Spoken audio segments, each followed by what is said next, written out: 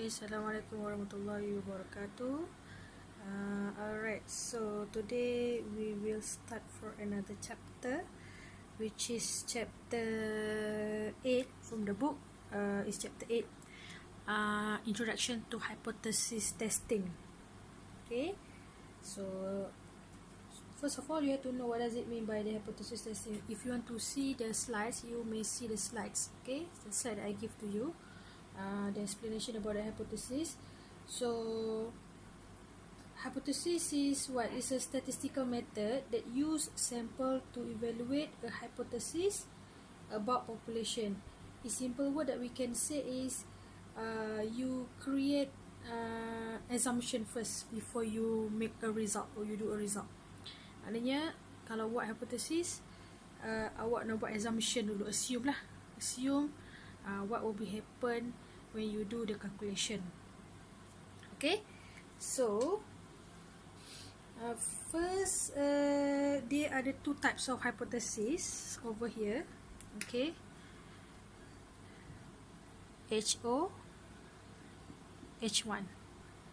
So for HO we call as null hypothesis.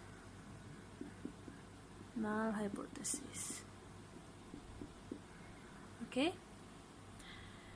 For H1 we call as alternative hypothesis. Alternative hypothesis. Okay, so what's the difference between these two hypotheses?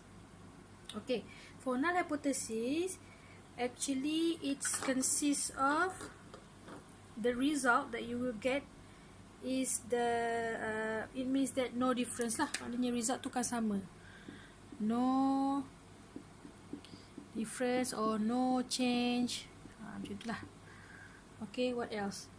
No relationship, something like that. Okay, means benda tu adalah macam tu je. Okay, no relationship. So this one is null hypothesis. So what about the alternative hypothesis? So for alternative hypothesis, it means vice versa. For null hypothesis, no difference, right? So for H1, dia ada different lah. So it means there is different. Ada different. They change. And there ada has relationship. Okay. Has relationship. So this is we call as null hypothesis. So when you do a research later on, first of all you have to create a hypothesis. Okay, so when you want to create a hypothesis, you should do like this. It means you should have HO and H1. Okay, so these two things is very important and wajib kena letak. Right. Okay, next. Okay, another term that you have to know is about the alpha. Okay, alpha and also critical region. So for alpha, this is alpha. Ni alpha ni alpha. So alpha and also critical region. So for alpha, kita discuss for alpha. So alpha, or we call as level of significance, also known as level of significant. Ni pun nama lain dia lah. So level of significance is a probability values is used to define the concept of very unlikely in the hypothesis. Normally for alpha levels ni, dia akan ada percentage lah. For example, dia ada banyak percentage. Maybe you want in 5%, you want in 10%. It depends on the question. Okay, you want in 2%. It depends. But normally we use either 5 or 10%. This one you can look on the table. That's why the use of this alpha, because you want to see the level of significance, level of graph ni yang awak belajar distribution graph ni kan. Okay, so level dekat sini ni berapa? Kat sini ni berapa? Inilah gunanya alpha level tu. Okay, so you can decide berapa amount kat sini dua ni, so that you can know and you can answer the result lah, answer the interpretation. Okay, so this is alpha level. So about critical region, this is we call as critical region. Okay, means critical region is composed of extreme sample value that are very likely or true. So let's say normally, if you can see this graph, in the middle is your HO, which is body kan, ni body. Okay, for this tail, two tail ni, we consider as H1. Okay, so when they say about null hypothesis, it means if you get the result within in the middle of this area, which is in the middle of alpha ni, yang awak dapat ni, they will have an the what they call the assumption. I will tell you later how it look like. If you get the result from H1 alternative around here, okay, let's say lah, ini kosong kan, sini katakanlah kita dapat 1, sini pun kita 1. Let's say you get 2 here. So it means the answer would be you will choose H1. Okay, give the answer here. So you should shade it over your tail area. Okay, so the first thing you have to know is hypothesis testing. You have to know about the null hypothesis, alternative hypothesis, alpha level, and or we call as level of significance, plus critical region. So this is critical region. Okay, alright. I hope you can understand, but yeah, because this one I just tell you about the definition first before we jump to the question. Okay, alright. So I write down, padam dulu.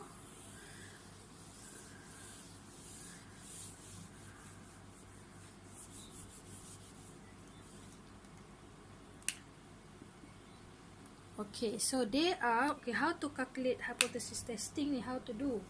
Okay, there are 4 steps. Okay, so four step how to do, and your goal is actually apa function hypothesis testing, because if you want to get the result, you should know what is the result is this. Is it significant ke? Is it not significant ke? And so on. Alright, so there are 4 steps. First step, ini awak kena follow lah. Okay, state the hypothesis. State hypothesis. State tu yang tadilah, H1, H0 dengan H1. Okay, so state dulu apa. Okay, and then number 2. Okay, what is the number 2? Set the criteria for a decision. Set criteria for a decision. Okay, so the set criteria for decision, this one, the one that I told you about the alpha level tadi.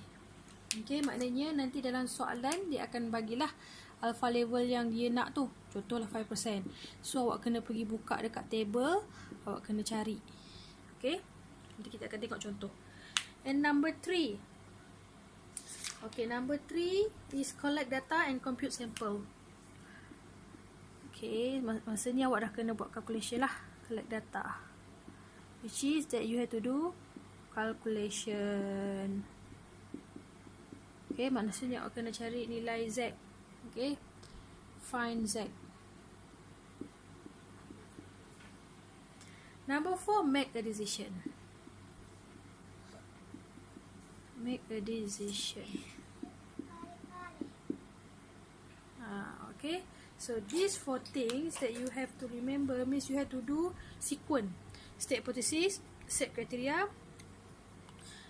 collect data, find the Z, and make a decision. Okay, so for Z, formula Z, awak ingat kan previous class kita ada belajar formula untuk Z adalah apa? M minus mu over standard error kan. So tapi kita ada tambahan M kat sini. Okay, so itu adalah formula dia. Alright, now okay. Alright, okay, so we will start for the example. Okay, kita akan tengok based on how to use this for steps. Alright, so let's say these questions I already give you in the awak punya WhatsApp example at point 2. Okay, I just briefly a little bit about what is the questions from this example. So example here, they give actually the researcher want to do a research about the birth defect. Maknanya dia nak cari macam abortion, miscarriage daripada rat. Okay, researcher nak investigate the effect of prenatal alcohol. Maknanya adakah bila pregnant woman ambil alkohol akan efek tak dengan birth weight. Okay, ini soalan dia. Okay, so dia akan ada random sample kat sini, dia ambil berapa, tapi dia gunakan rat lah. Sampel dibagi, dia ada 16 sampel. And then with the sample mean weight adalah 15 gram, which is M given adalah 15 gram. And then also researcher want to compare with the general population. So they give you also the mu 18 gram. Ini adalah population, ini adalah sampel. Okay, M besar ni adalah daripada mean sample, mu ni adalah daripada population. Okay, average dia adalah 18 gram. And then they give also the standard deviation is 4. Okay, and then you have to notice that the researcher question concerned about the population is exposed to the alcohol. Alright, so you should know this is the given one, and then they give you also the alpha level 0.05 or 5%. Okay, kalau convert dia akan jadi 0.05 lah, ataupun 5% risk. Okay, this is alpha level. Okay, so how to do? So you have to follow the step to know about null hypothesis, set criteria and so on. Okay, so first set the hypothesis.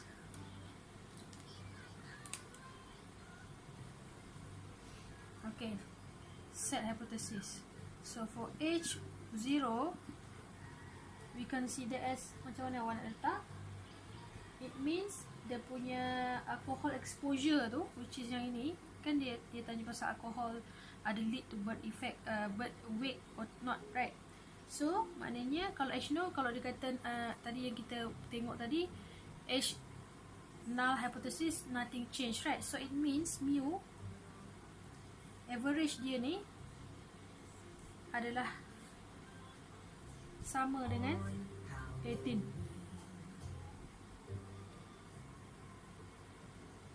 Okay, so it means with alcohol exposure the rate still average. Kalau kita nak tulis pun with alcohol exposure, okay, exposure, with alcohol exposure the weight also same. Okay, weight remain same. Kan, maknanya even dia ambil alkohol pun weight baby tu still sama. Okay, itu adalah HO. H1, so H1 awak just buat tak sama lah, sebab kita nak cari kan, nak tahu kan. So equals to 18. Maknanya there is a change in terms of the weight of rat bird. Okay, so this one is your hypothesis.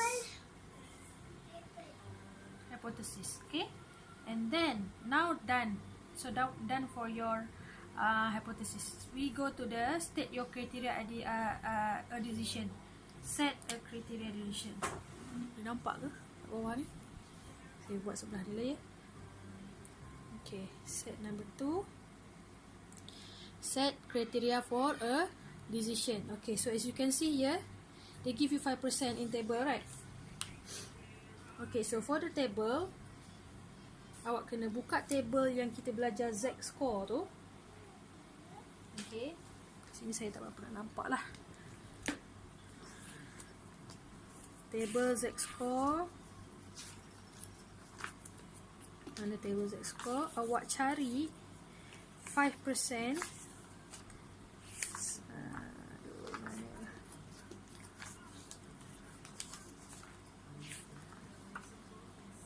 Okey, sini.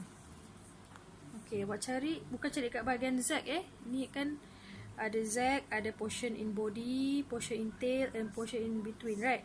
So awak kena cari portion yang mana berada di dalam ni. Jangan cari Z sebab kita nak cari Z sekarang ni. Kita kena cari portion yang 0.05. Okey? Okey, kejap. Awak kena cari find 0.05 dekat bahagian mana? Awak kena cari dekat bahagian mana? Bahagian tail. Okey? So, awak kena cari dekat bahagian tail. Tengok dekat bahagian tail ataupun nak paling senang sebab since this one is two tails kan, kalau awak buat dua ni distribution table ni, dia ada dua kan, divide by 2 kat sini. Okay, kalau 0.05 it means you have to divide by 2. 0.05% awak kena divide by 2, dia akan dapat berapa? 0.025. Correct? Sebab kita ada dua tail kat sini. Kalau dikata satu tail, maknanya tak payah divide dah lah. Kalau two tails, normally kalau untuk macam ni dia akan ada two tails because of equals kat sini. Okay, kalau one tail dia ada either larger than or lower than. Okay, so sekarang ni equal. So equal awak kena bahagi dua lah untuk dapatkan dua line. So dapat 0.025. In 0.025 you have to search dekat bahagian tail. Okay, carilah yang dekat tengah-tengah ni. So kalau kita tengok sini, result dia adalah dapat berapa? Nanti awak cari. Okay, dia akan dapat result Z equals to 1.96 plus minus. Okay, so Z dia plus minus 1.96. Okay, ni bila dia dapat lah, awak cari nanti 1.96. Okay. Okay. Okay, so you get 1.96. Awak letak dekat sini dua ni. Okay. Jadi saya padan dulu, bagi besar sikit supaya boleh nampak.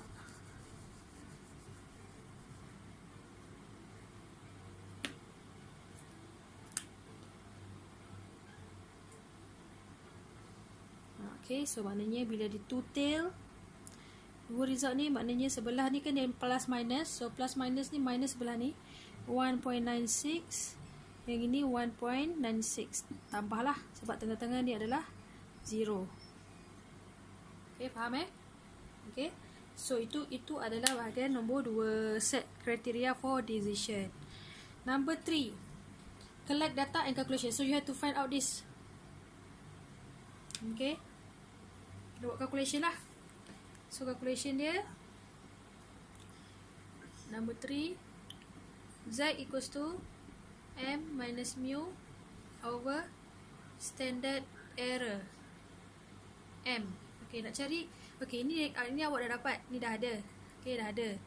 Mu pun dah ada. Okay, so sekarang ni untuk standard error untuk QM tak ada. Yang dia bagi adalah standard deviation only.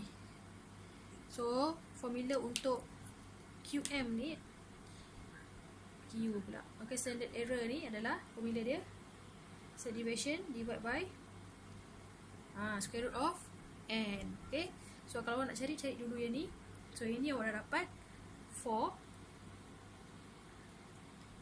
divide by sample n 16. So 4 divide by 4 you get 1. Okay, tak nampak pula. So 4 divide by 4 equals to 1. Okay, so masukkan je lah 1 ni dekat sini. Jadi dia punya solution ni adalah M nya adalah 15 minus 18 divide by 1. So the answer is minus 3 over 1. So 3. Okay, So this one you get answer minus 3.00. Okay, this is Z, right? Okay, now you have to know where is the location negative 3.00 dekat sini. Ingat tak? So kalau negative 3.00 maknanya location dia dekat sini, betul? Sini kan, maknanya ni 1.96, kat sini adalah minus 3, lebih kurang lah. So it means dia berdekat bahagian H1. Remember I told you in the middle ni adalah H0, kiri kanan ni adalah H1. Okay, so it means minus 3 dekat bahagian H1. So done for the step 3. So now you have to go to the make a decision. Okay. Sorry. So make a decision. You can do like this. Okay, decision dengan conclusion lain tau. Decision dia adalah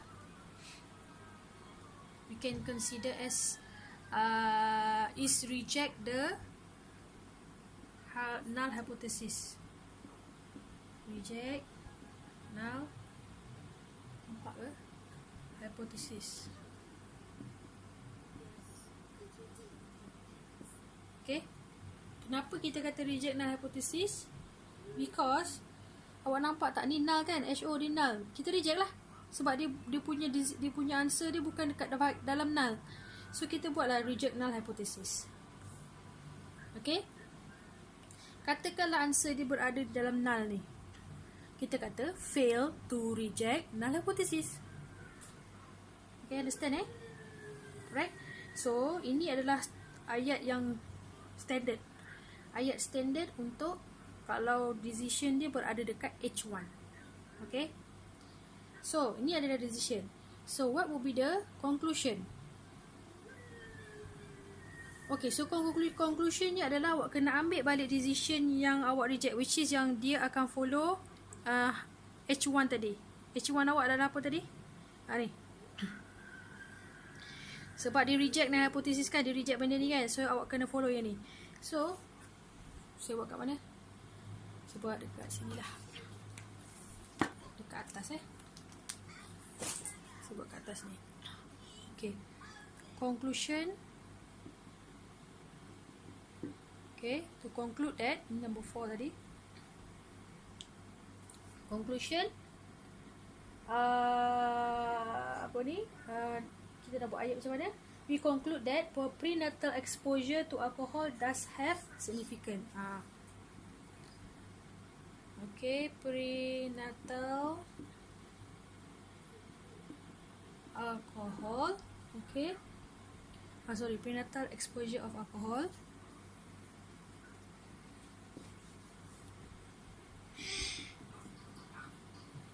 exposure to alcohol does have a significant effect. Does have a significant effect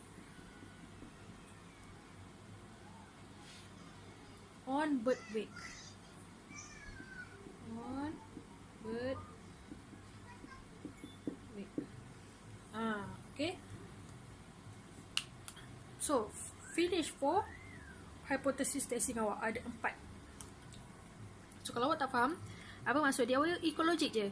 Maknanya prenatal exposure to alcohol does have a significant effect on birth weight, which is dia setuju dengan pendapat hipotesis alternatif ni. Maknanya memang betul lah dia ada effect. Because of what? Because awak punya result ni tadi, result Z ni berada dekat bahagian H1, which is awak support H1 ni. Okay. So any question?